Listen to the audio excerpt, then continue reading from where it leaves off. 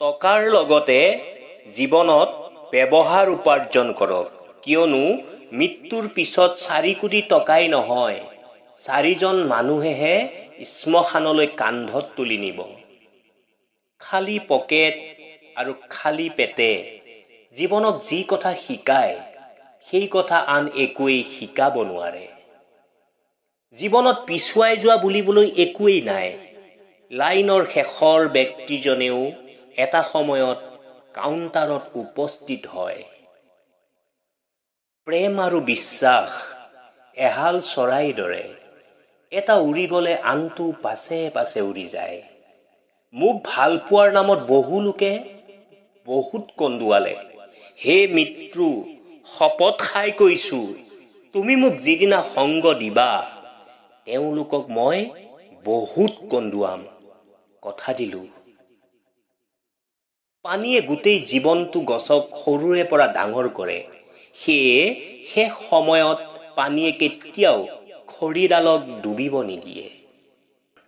জীৱনত লাগে যিয়েই নহওক, আপোনবোৰক কেতিয়াও এৰি নিদিব, কিয়নো আপোন মানুহেহে বিপদত আমাক উদ্ধাৰ কৰে। এইটো আমাৰ জীৱন হয় বন্ধুসকল।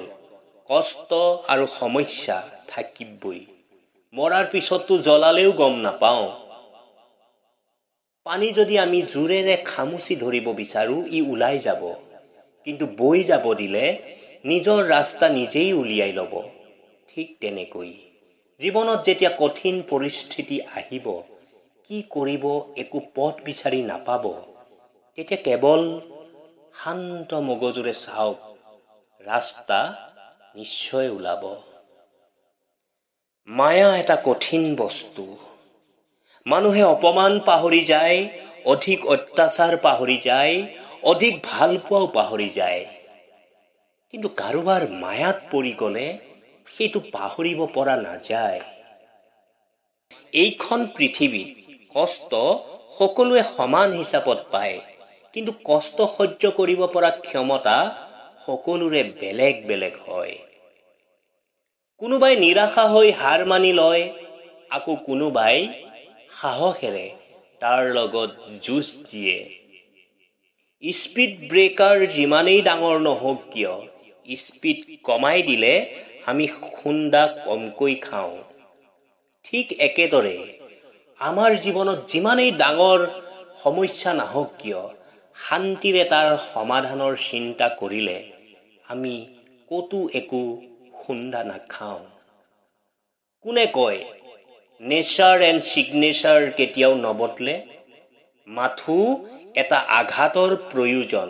হাতত লাগিলে ছিগনেচাৰ বদলি যায়, আৰু হৃদয়ত লাগিলে নেচাৰ বদলি যায়। নেগেটিভ মানুহবিলাকৰ পৰা আমি সদায় দূৰত থাকিব লাগে, কাৰণ তেওঁলোকৰ ওচৰত সকলো সমাধানৰ কাৰণেই এটা নতুন সমস্যা থাকে। পৃথিৱীত এনেকুৱা ব্যক্তি কোনো নাই যাৰ নেকি একো সমস্যা নাই, আৰু পৃথিৱীত এনেকুৱাও একো সমস্যা নাই যাৰ নেকি সমাধান নাই। লক্ষ্য লাগিলে যিমানেই ওপৰত নাথাকক কিয়, ৰাস্তা সদায় ভৰিৰ তলেদিয়েই যায়। সুখ এনেকুৱা এটা বস্তু যাৰ সন্ধানত নেকি গোটেই পৃথিৱীখনেই ঘূৰি ফুৰিছে, আৰু দুখ এনেকুৱা এটা বস্তু যিটো নেকি সকলোৰে লগতে থাকে। নিজৰ মাইনাছ পইণ্টটো জানি লোৱাটোৱেই হ'ল আমাৰ জীৱনৰ সকলোতকৈ ডাঙৰ প্লাছ পইণ্ট। ভাগ্য আৰু ৰাতিপুৱাৰ টোপনি কেতিয়াও সময়মতে খোল নাখায়। সফল লোকবোৰে একো বেলেগ কাম নকৰে, সিহঁতে কামবোৰেই অলপ বেলেগ ধৰণে কৰে। সন্মান, প্ৰেম, প্ৰশংসা, আশীৰ্বাদ, এইবোৰ বিচাৰিলে পোৱা বস্তু নহয়, ইয়াক আমি অৰ্জন কৰিব লাগিব। এটা কথা কি জানে, আঘাতে আমাক বহুত ডাঙৰ কৰে, যিটো বয়সে কৰিব নোৱাৰে। কাৰো আশাক নষ্ট নকৰিব, হয়তো এই আশাই তেওঁ শেষ সম্বল। জীৱন তেতিয়াই সুন্দৰ হয় যেতিয়া তুমি মানুহৰ পৰা কম আশা কৰিবা। সদায় নিজে ঠিকে থাকক।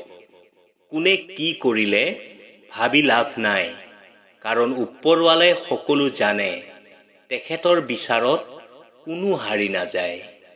কাৰোবাক মৰাৰ পিছত প্ৰশংসা কৰা আৰু কাৰোবাক মনত আঘাত দি ক্ষমা বিচৰা দুয়োটাই মূল্যহীন। সময়ে সময়ে নিজকে আপডেট কৰক, নহ'লে এই দুনিয়াই আপোনাক ইউজ কৰি হেং কৰি গুচি যাব। যিজন অতি বেছি ভাল আৰু সৰল, সিয়েই বেছি কষ্ট সহ্য কৰিব লগা হয়। এইটোৱেই দুনিয়াৰ নিয়ম। আনৰ দুখ দেখি যদি আপোনাৰ দুখ হয়, তেন্তে আপুনি দুৰ্বল নহয়, আপুনি ভাগ্যৱান। কাৰণ ওপৰৱালাই মন সকলোকে দিছে, কিন্তু মানৱতা কিছু মানুহৰহে আছে। সৰুতে কষ্ট পালে চিঞৰি চিঞৰি কান্দিছিলোঁ, যাতে সকলোৱে শুনে।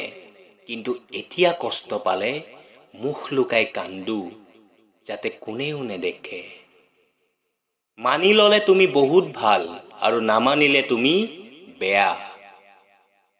কথা শুনি সহ্য কৰিলে তুমি ভদ্ৰ, আৰু মুখে মুখে উত্তৰ দিলে তুমি অভদ্ৰ।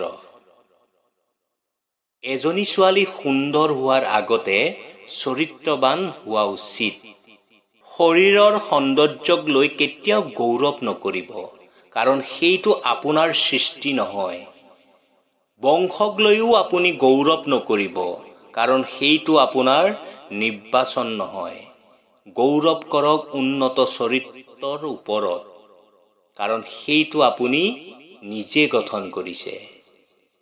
তুমি যেতিয়া বিপদত পৰিবা, তেতিয়া দেখিবা তেজৰ সম্পৰ্ক থকা মানুহবোৰেই প্ৰথমে আঁতৰি গৈছে।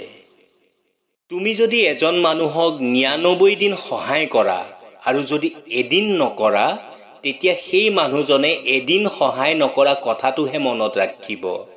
৯৯ দিন সহায় কৰা কথাটো কেতিয়াও মনত নাৰাখে। সৰু সৰু ভুলৰ পৰা সদায় শিকক। মনত ৰাখিব, উজুতি সদায় সৰু সৰু শিলতহে খোৱা যায়, পাহাৰত নহয়। যিটো পোৱাৰ বাবে তুমি অস্থিৰ হবা, সেইটো কেতিয়াও নোপোৱা। কেৱল মাত্ৰ সেইটোহে পাবা, যিটো কাৰণে তুমি ধৈৰ্যৰে ৰৈ আছা। জ্ঞানীৰ পৰিচয় কৰ্মত, মূৰ্খৰ পৰিচয় তৰ্কত। সকলোকে ভাল পাওক, কিন্তু বিশ্বাস নিৰ্দিষ্ট কেইজনমানকহে কৰক, কাৰণ সকলো বাস্তৱেই কিন্তু সত্য নহয়। জীৱনত যিজনে এবাৰ ঠগ খাইছে, তাৰ কাৰণে দ্বিতীয়বাৰ কাৰোবাক বিশ্বাস কৰাটো খুবেই কঠিন। আনক অৱহেলা কৰিলে কিমান কষ্ট হয়, সেইটো বুজিবা সিদিনা, যিদিনা তোমাক আনে অৱহেলা কৰিব। অহংকাৰ নকৰিব, পতন হ'ব। অতিৰিক্ত সৰল নহ'ব, এই স্বাৰ্থপৰ সমাজে তোমাক ঠগিব। মা শিক্ষিত হওক বা নহওক, মায়েই হ'ল জীৱনৰ প্ৰথম শিক্ষক। অহংকাৰ সেই সকলেই কৰে, যিয়ে হঠাৎ কিছু পায়, যিটো পোৱাৰ যোগ্য আচলতে তেওঁৰ কেতিয়াও নাছিল। স্বাৰ্থপৰ মানুহবোৰৰ এটা সুন্দৰ গুণ আছে, সেইটো হ'ল তেওঁলোকৰ পৰা কেতিয়াও খুজিব নালাগে। দৰকাৰ হ'লে তেওঁলোকেহে আপোনাক খুজিব। জীৱনৰ প্ৰথম কাপোৰখন আনৰ হাতেৰে পিন্ধিবলগীয়া হয়, আৰু শেষৰ কাপোৰখনো আনৰ হাতেৰে পিন্ধিবলগীয়া হয়। তথাপিও মানুহৰ অহংকাৰ নকমে। যিমান দিন তুমি মুখ বন্ধ কৰি থাকিবা, সিমান দিনলৈ তুমি মিঠা, আৰু যিদিনাই মুখ খুলিবা, সেইদিনাৰ পৰাই তুমি তিতা। কষ্ট পাই মনে মনে থকাৰ যন্ত্ৰণা বহুত বেছি, কাৰণ সি কোনো কাৰণত আনক ক'বও নোৱাৰে আৰু সহ্যও কৰিব নোৱাৰে।